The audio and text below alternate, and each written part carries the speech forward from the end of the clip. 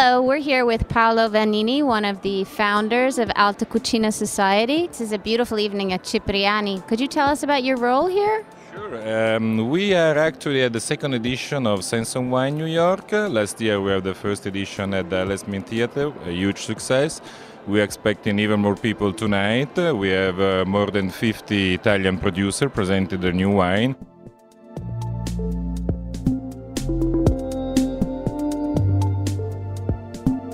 Could you please tell us what is Alta Cucina? Sure. Alta Cucina Society is a club, is a company that wants to promote the very best of Italian food and wine to the American public. We do this through a series of events like the one of tonight.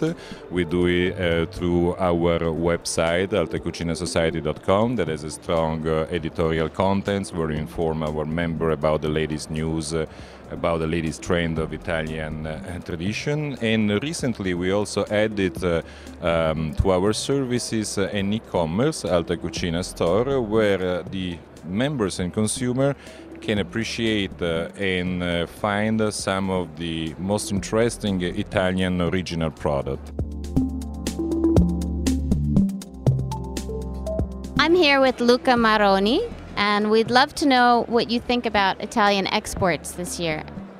I think that the future is going to be very positive for our wines, and this is for two reasons. The first one is the objective quality of our wines that is day by day increasing a lot.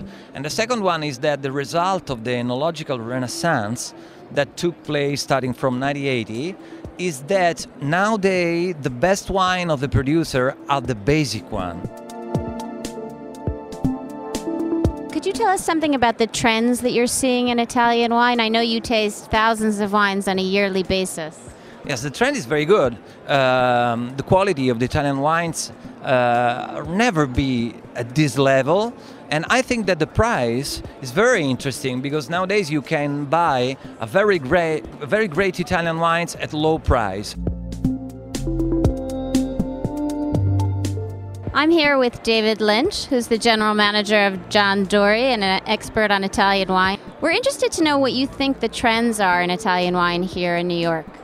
I think it's wide open right now. I think that people are so interested in new, and Italy has that more so than anybody. I mean, when I come here today, I'm seeing a lot of things that I've never seen before, producers or even grape varieties, although most of them I've at least heard of while spending time in Italy, but people want something new. I mean, to introduce someone to a Gaglioppo is not a hard thing anymore. I think Vermentino is coming on pretty strong. I think it's one of the more serious indigenous Italian white varieties. Fiano, I think, has caught on pretty well. The other thing that I'm seeing that I'm pleased about is that if people are trying to make a, quote, serious white wine from an indigenous grape, they're not necessarily blending it with something international to try to prop it up or draw attention to it, but they're also not necessarily vinifying it in that very international or, quote, modern way with a lot of wood.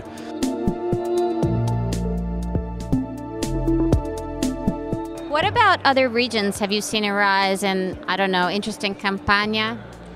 Campania, I think, was already there. I think although you see now the number of producers, for example, in Taurasi, whose wines are exported. Another great example is Montefalco in Umbria.